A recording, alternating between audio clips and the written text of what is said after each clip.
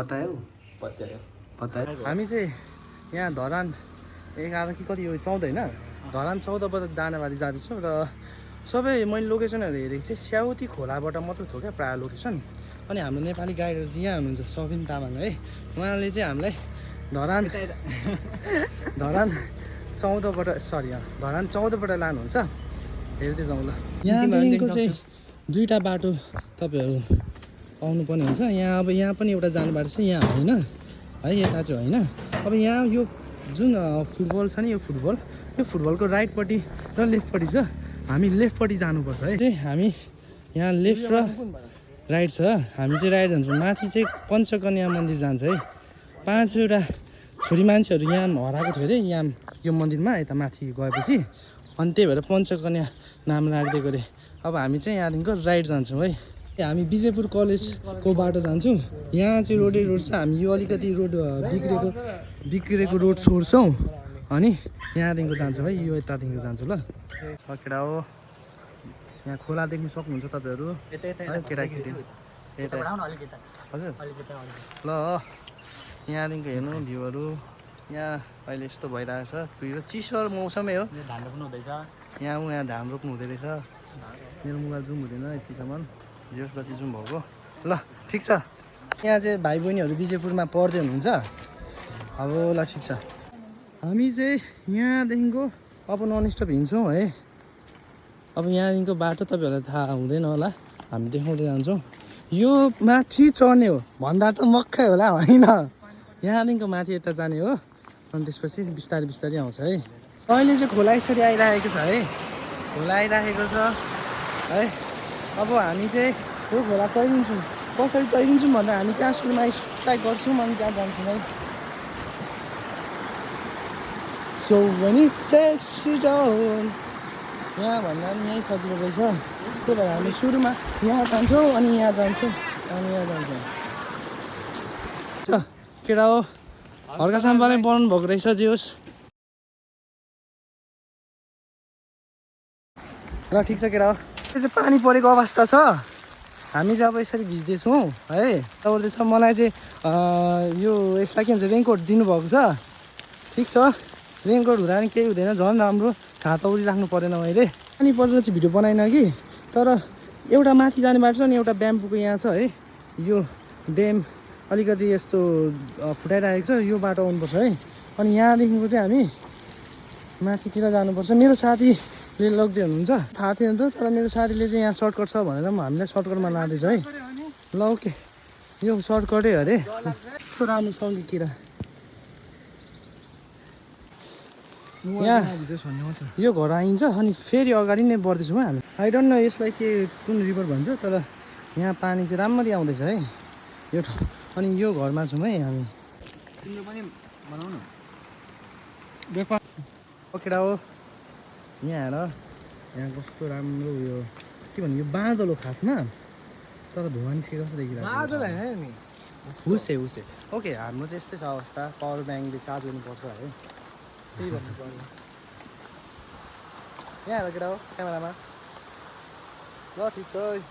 अनि खाएपछि चाहिँ यो सबै हामीले ल्याएको छ त्यो सबै डस्टबिनमा किताब ब्यागमा बोकेर लानु होला।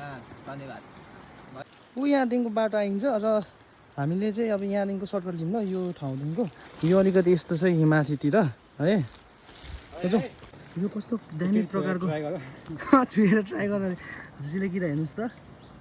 ल केटा कटर हेर्नुहोस्, यहाँ कटर छ। ल हामी यहाँदेखि आएको थियौँ, यहाँ अब यस्तो बाटो पनि छ, हामी माथि नै जानुपर्छ है। ल केटा हो, यहाँ चाहिँ पहिरो गएको छ है। यहाँदेखि अलिकति पहिरो धेरै अगाडि गएको जस्तो छ, त्यही भएर यहाँ उयो फली पनि सकेको छ। यहाँ बोट बिरुवाहरू बिस्तारै हिँड्नु होला यस्तो बाटोमा। माथि पनि हेर्दै हिँड्नु होला। एउटा ढुङ्गा मात्र झऱ्यो भने मर्ने चान्स 100% हुन्छ। ल ठिक छ। यस्तो थाकिसक्यो नि केटा हो। के चाहिँ कहाँ छ अम्पो, यो कत्रो हो नि त। यो भनेको यो चाहिँ नेचर हो क्या। ठिक छ, म गाइडर अलिकति झुकिनु भयो। यहाँ दुईवटा बाटो रहेछ जम्मै। हामी चाहिँ यो बाटो चुज गर्छु है सुरुमा जेसुकै होस् यो सिधा छ नि यो सिधा चाहिँ शिवझाटा जाने बाटो हो यो चाहिँ शिवझाटाको ल अब हामी यहाँ फेरि घर देख्दैछौँ है यहाँ घरपट्टि चाहिँ हामी फेरि माथि नै जान्छौँ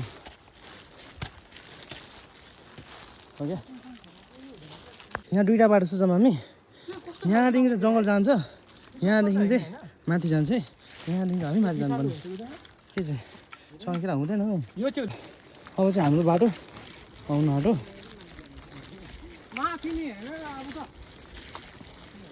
अब आइगयो है हाम्रो बाटो 1 2 3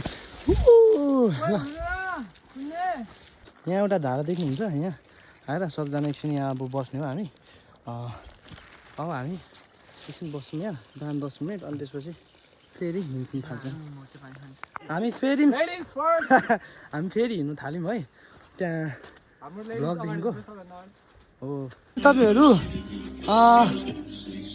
एउटा रुख देख्नुहुन्छ है यहाँ अब आएर चाहिँ नन स्टप हिँडेको छौँ है हामी यहाँ नन स्टप केटा धरान आयौँ है हामी यहाँ धरानदेखि चाहिँ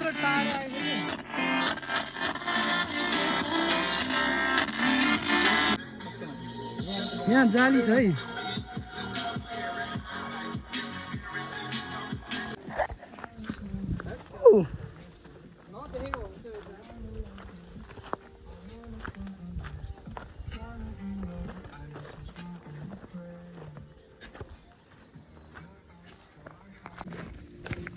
यतादेखिको यो टर्निङ यता छ है यसरी सबसे रमाइलो चाहिँ के हो भने नि घाम यतापट्टि लागिरहेको हुन्छ है उहाँहरू नि त्यो रुख ठ्याक्क है यतातिर चाहिँ हुसे लागिरहेको हुन्छ नि चिसो हुन्छ क्या त्यही हो सबसे रमाइलो पल भनेको हाइकिङको यति नै नभनौँ the struggle is the real happiness क्या मेन त लुकाइराख न अङ्गालोमा बाँधिराख कुहिरो सेतो छ है त्यहाँ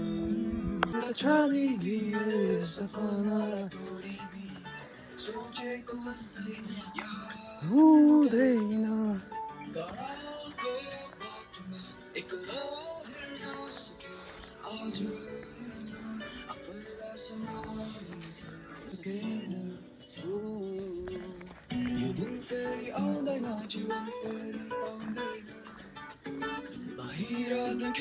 जस्तो भित्र हुँदैन सबैले त छोडिदिए सपनालाई तोडिदिए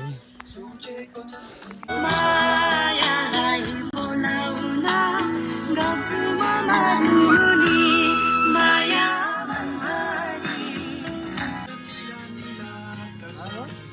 जे हामी राइड जान्छौँ यता पो जान्छु यता जाँदैनौँ यता जान्छौँ है यहाँ कस्तो चिप्लो छ हिँड्नु गाई छ है उसै पनि दामी लागिरहेको छ यु क्यान सी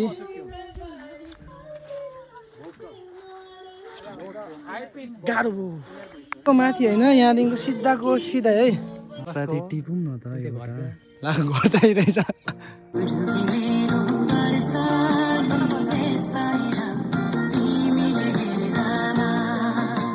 मजा आउँछ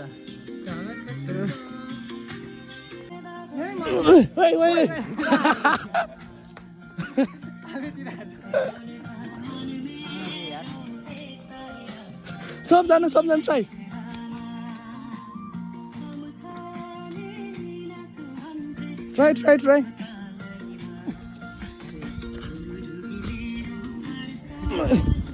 यो मान्छे त आफैतिर अरे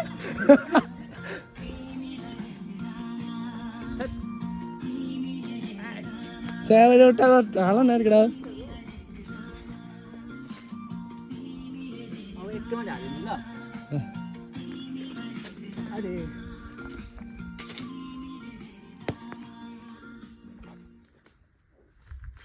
ए यहाँ रहेछ त धेरै त यता गएर एउटा लगाएन Time wasted when I'm falling still in love. यहाँ कुकुरले भुक्दै हुनुहुन्छ कहाँ छ ऊ त्यहाँ रहेछ आमा त्यता हेर्दा भुक्दैन तर हामीलाई भुकेको यिनीहरूले ल अब हामी आइसक्यौँ है यत्रो स्ट्रगलले हामी आइसक्यौँ ओके दानाबारीको एकदम नजिक आइसक्यौँ यहाँ बसिरहेको छौँ ल हामी चारजना यहाँ बसिरहेको छौँ है अब हामी चाहिँ यहाँ चटपटे खान आइरहेको छौँ कस्तो ढिलो गरेको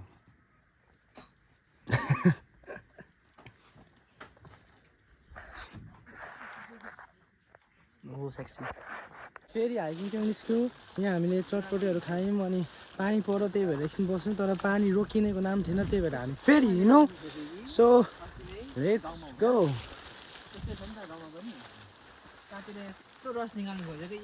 देखि चाहिँ यहाँ माथि हो है यो बाटो होइन है यो माथि यहाँबाट चाहिँ मेरो साथीले गाइड र साथीलाई गाह्रो छ भनौँ त्यही भएर हामी यहाँबाट जानु आँटेको छौँ तर सर्टकट जाने भने यहाँबाट पनि जाँदा हुन्छ अब यहाँबाट जान्छौँ हामी कि जाने यहाँबाट हामीले सर्टकट बाटो आयौँ है साथीलाई भनेर गाह्रो साह्रो नमानिकन हामी साथीलाई भनेर सर्टकटै आयौँ है गाडी छ है अनि यहाँ हो हाम्रो बाटो चाहिँ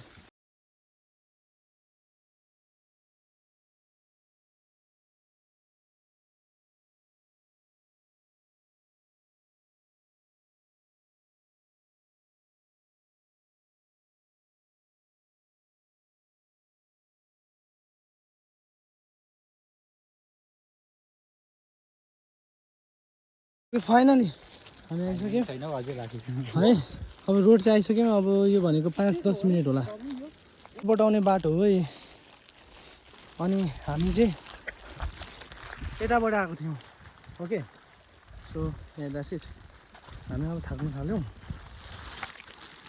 यहाँदेखिको माथि चाहिँ दानाबारी हो है हामी चाहिँ एकचोटि यहाँ जान्छौँ के छ भनेर आउँदा आउँदा बाटो नथाहा पाएर मान्छेको घरहरू छिर्दै भित्रबाट यो बाटो आएको छौँ यहाँ रुख भएको घारीको ठाउँ सेम सोप जस्तै छ यो यहाँ चाहिँ हाम्रो जुगाले खुन खाएको थियो अनि हामीले जुगालाई मारिदियौँ